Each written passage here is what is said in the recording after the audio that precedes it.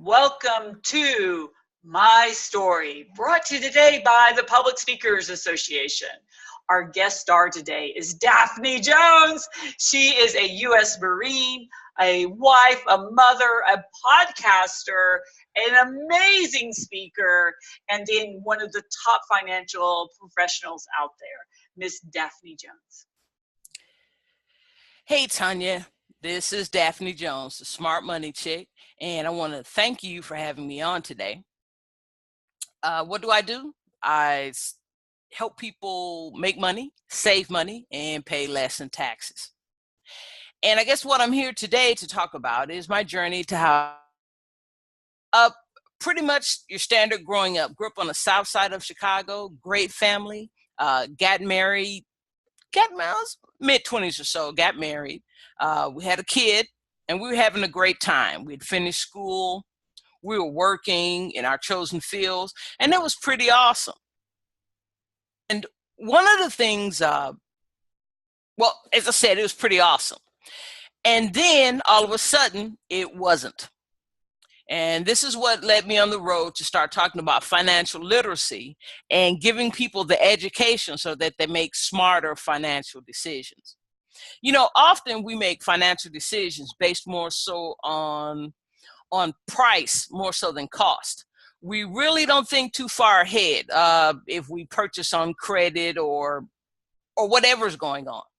And this is how that ties into my story.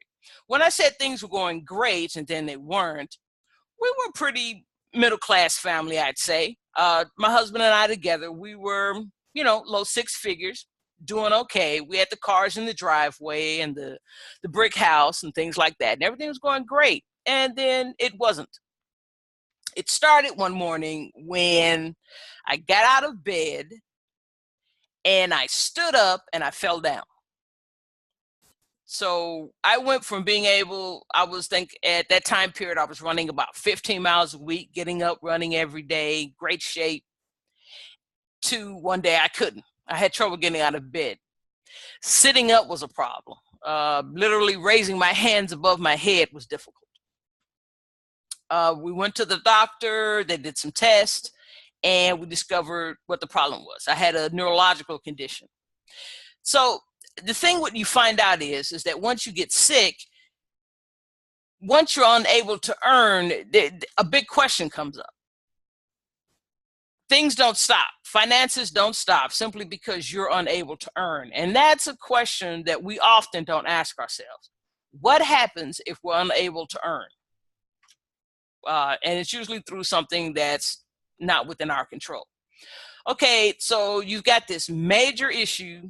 You've got a major stoppage of fundage coming into the house. Income is cut by about 50%. So we're going through those adjustments. So imagine you've got a major income loss, and on top of that, your spouse is sick. Your partner in all this isn't doing too well. So you're dealing with all the financial repercussions of that. And the next thing, not too far within the same time period, my husband lost his job. So we got caught up in the recession of 2008. So you've got, basically we went from having income, or rather nice income, to not having one. And that's when you really start seeing your financial miscues up close and personal. Your paycheck, your biweekly or monthly paycheck helps cover a host of ills and bad decisions because there's always an infusion of cash coming in. So you don't have to think too much about the future. You should,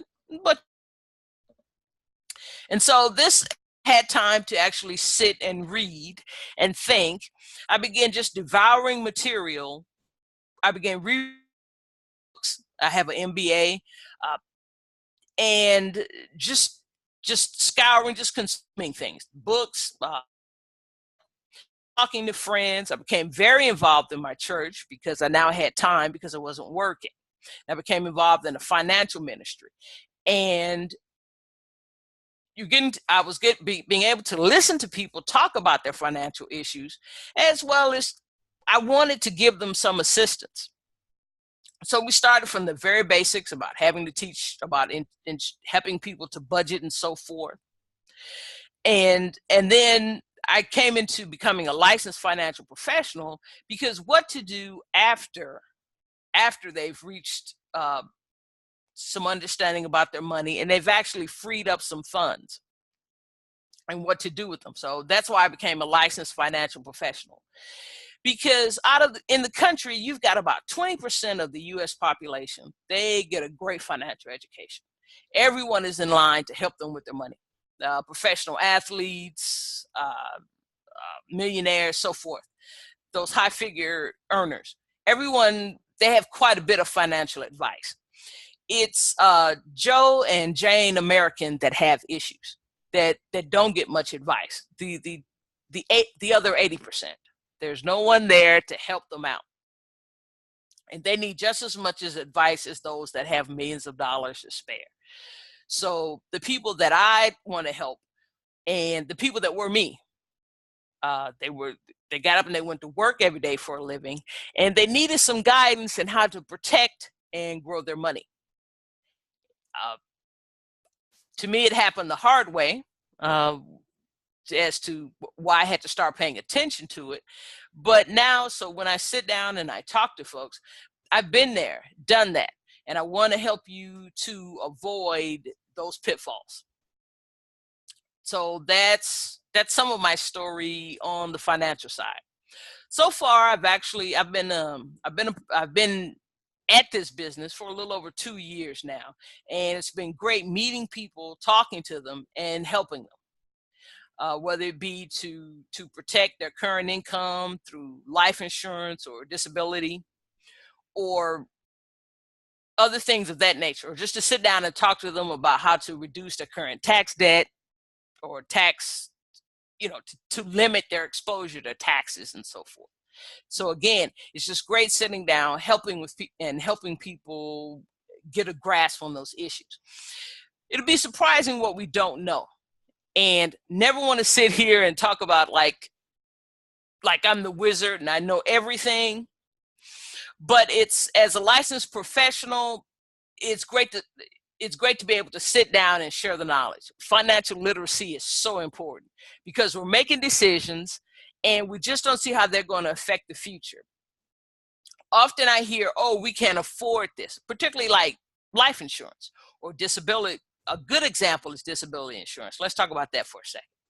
Now, you are more likely, the average, not you, but the average American, and these are census numbers, are more likely to need a disability benefit at some point in their life before the age of 65, more likely than they are to need a death benefit for a life insurance policy. Here in America, you're more likely to become physically disabled before the age of 65 than you are to die before the age of 65. 1 in 3, I think, is the last numbers that were put out by the Department of Labor. And that's pretty important. And it's always a big question to ask, what do I do if I can't earn? How is this going to affect the current of the house right now? How's it going to affect sending my kids to college? What's going to go on with our retirement? These are some questions that need to be floating around up there. Of course, you've got the day-to-day stuff. We're focused on meeting our current bills, house payments, car notes, being able to maybe save a few bucks to go on a vacation. And you don't want to interfere with that. And my system does not. What we seek to do is to help you build the saving muscle, to help you move forward, and where it isn't as constrictive. And speaking to some of the ladies out there, I look at it like dieting. There's some diets out there. One of them is called the cabbage soup diet, where you just eat cabbage soup for about 2 weeks. Now, that's going to work for a time period. But at some point, you're going to want some real food again. And that's where it comes into it. Oftentimes, people don't speak to financial professionals, one, because they figure they have to pay up front, which is not the case with me. And secondly, you think they're going to be told that you've got to suddenly cut out your living expenses, that you're going to have to go into the money that you normally spend on Starbucks or going to the movies. Well, what many don't understand about a financial professional is that we'll take a look at what's going on with you financially, gather some information, and then we're going to discuss with you ways that possibly we can reduce your taxes and reduce debt. And with this excess money, we're not going to suggest, as many people think, that you put all of this into a savings plan. We're going to ask that you put some of it back into living expenses, and then we're going to put some of it into savings. This is sustainable. This is something that you'll be able to do, and this is something you'll keep doing. It's, like I said, it's not like the cabbage soup diet where you're hungry and you just break down and go eat a box of cookies. We're building the saving muscle. But this is turning into a pitch, and I didn't want to do that. What I did just want to come up and do is introduce myself. I'm Daphne Jones, the Smart Money Chick, and I don't want to make financial literacy and planning for our future a big, scary thing. It's something that we can sit down and do in bits and pieces, and that it's not impossible. That oncoming light is not a train. It's hope. There's light at the end of the tunnel. You can do this, and it's never too late to start. I'm a Gen Xer in my 50s now, being 40 plus, and oh no, it's too late. I can't do it. I got kids. You can do this. So again, I'm Daphne Jones, the Smart Money Chick, and I'd love to hear from you. You can access me through my, I've got a great website. It's tsmchick.com. And at the bottom of the page, you'll see a group of icons, the Twitter, Facebook, and so forth. But the one you need to look at is marked WFG. Click it. It's going to take you to another web page, and there I'd like you to give me your name and email address, and I'd like to send you my free ebook, The Power of Money. It's a free ebook. You can download it, and it'll be a great way for us to stay in touch. Again, go to my webpage, tsmchick, tsmchick.com. Go down to the bottom, select the WFG icon. It'll take you to another web page, and there you can give your name and email, and you will receive an ebook, The Power of Money. Hey, it's been great talking to you, and that's all I have. Hey, thanks, Tanya.